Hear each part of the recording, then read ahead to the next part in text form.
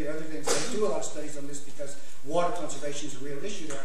They say the same thing, that it will cause a larger percentage drop in water use among low-income households than among high-income households. So just to conclude on this point, and let's see how bizarre this is. We're going to introduce a water charge that is going to be regressive. It's going to be 7 times as regressive, 7 times the burden on low-income earners as on high-income earners. And at the same time, the income groups that use the most water will reduce their use less than those who are on the lower income. I'm trying to explain that. In other words, those in the lower income are going to be hit with a charge, and then they're the ones who are actually engaging in an efficient use of water, but they're going to have to reduce their water consumption even further. You couldn't make this up. You couldn't write a worse script. It doesn't work in terms of efficient use of water resources, and it certainly doesn't work in terms of regressivity. So I will just conclude on, I just want to conclude on the 2 points. I know there will be many people who will say that water charges are inequitable. They are. It's unfair. They are. That we should be targeting high-income groups rather than low-income groups. Yes, yes, of course. These are all valid arguments. But there's another argument we can use as well. And I won't have the time to get into this, but I certainly will work with any of the groups or any of the organizations to develop this argument. But there's another thing.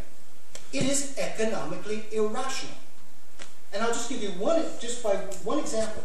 You go ask any owner of a business, a shop, a business that sells goods and services in the economy, ask them, do they want their customer base to have less money in their pockets or more money in their pockets?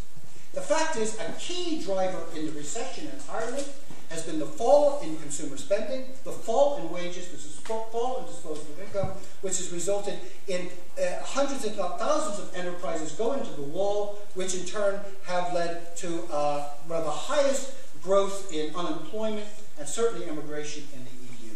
It is economically irrational at a time that we're in recession, and by the way, we'll be in recession for a while, don't mind those GDP figures, to then impose another tax on people so they will spend even less at the same time as their wages are being taxed by the same government. It is economically illogical, and you know, you go ask any business person, do they want their customers to be hit with €600, €700 bill? I'll tell you this, the month that those bills come in, you go watch consumer spending fall, you watch the retail sales index fall, and this can be modeled. We can show, using ESRI simulation models, we can show the impact that will have on unemployment, and we will show the impact that will actually have on the fiscal deficit. So I think that, do I have any more time, Joe? Have I got over 15 minutes? You have actually. Okay, well, I would just leave it there. I just quickly want to make one proposal, very simple proposal. It's not mine. I'll run through it. I'm sure you've all come across this, and that is, and I think all of the left should counter with this, and I think Maurice will get into this. What is the biggest waster of water? Our infrastructure. Irish infrastructure is ranked as one of the worst in the OECD, about 25th, 26th. We all know that because we didn't invest any money into that. So I've got this very, very kind of novel idea. Why don't we invest? It's considered that up to €4 billion is needed to get our water infrastructure up to par. Why don't we invest that $4 billion to actually stop the real profligate use of water, which is actually our creaky infrastructure? We will put between 15 and 25,000 people to work rolling out this €4 billion investment program. We will be putting people back to work. We will be increasing tax revenues. We will be increasing economic activity, and we will be reducing the most unproductive form of expenditure, and that is social welfare costs, unemployment costs. To pay people to do nothing when they desperately want to do something is the most unproductive form of spending. It ticks all the boxes. It's win-win-win. And I think if we go forward with those kind of arguments and a solid critique, we can actually stop the government from imposing these unfair burdens on people. Thanks.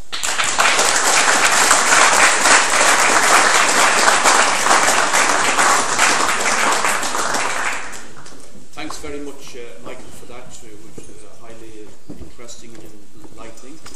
And where Michael finished off, is a good cue for Maurice to come in on the whole question of conservation.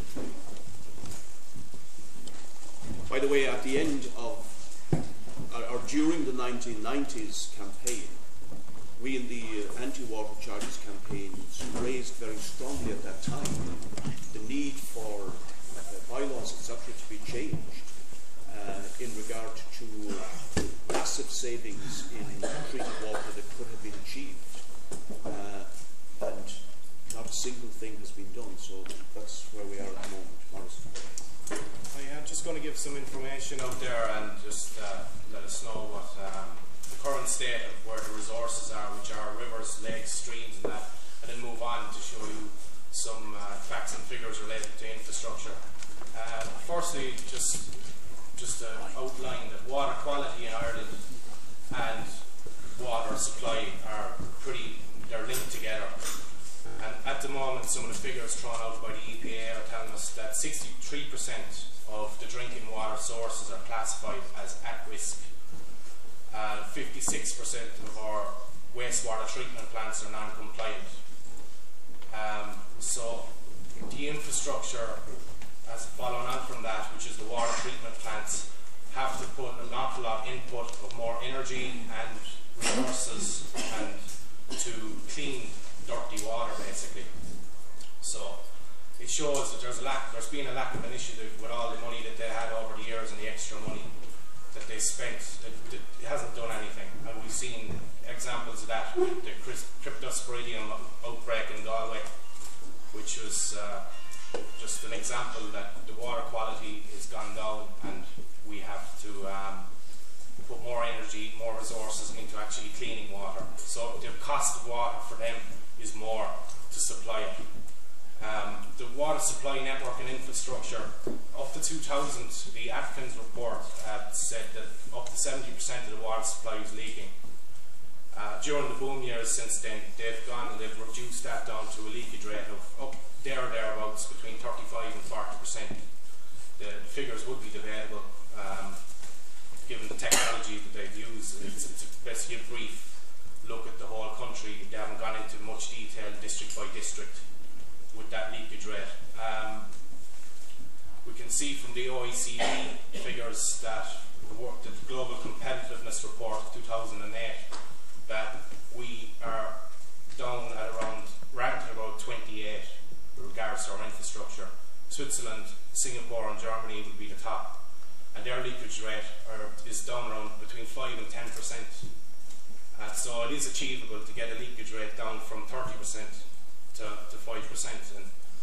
But it has to be said that Germany's whole infrastructure was built from scratch after the Second World War, so I don't think we'll have to go into that, but a lot of our pipes are basically there since the boom, and the old Victorian pipes as well from the 1800s are still there as well. It just goes to show that the quality of the pipes that were put in the last 10-20 years are very bad and needs to be improved.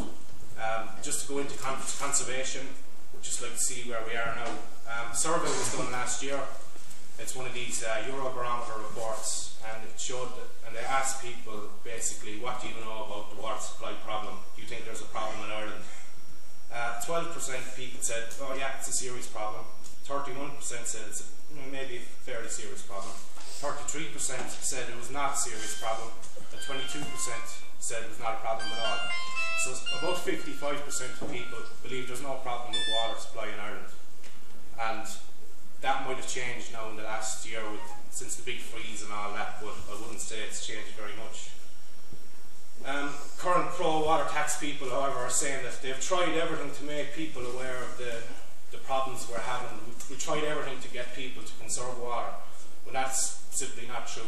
They've put out a number of initiatives, and mainly were the Green Hospitality Awards, which were for hotels and businesses. That's not for householders. The Local Authority Prevention Programme, which is basically aimed at hospitals, airports, farms and pubs.